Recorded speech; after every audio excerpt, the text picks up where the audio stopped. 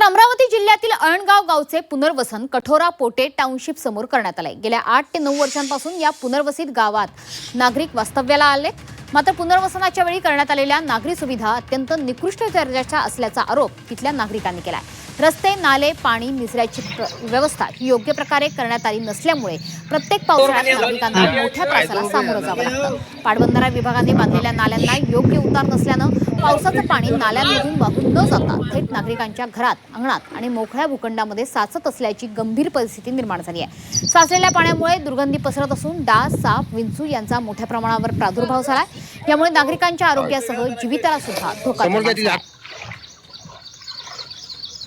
पावसाळ्यात इथे जे आम्ही राहतो आमचे हाल एवढे होतात की तुम्ही माझ्या घरापाशी टोंगळ्या पाणी आहे। पाऊस जाऊन जवळपास शनिवारी पाऊस गेला तरी पण हे पाणी तसंच आहे। याच्यामुळे डासाची प्रादुर्भाव वाढलेला आहे। यामध्ये साप, विंचू वगैरे येतात।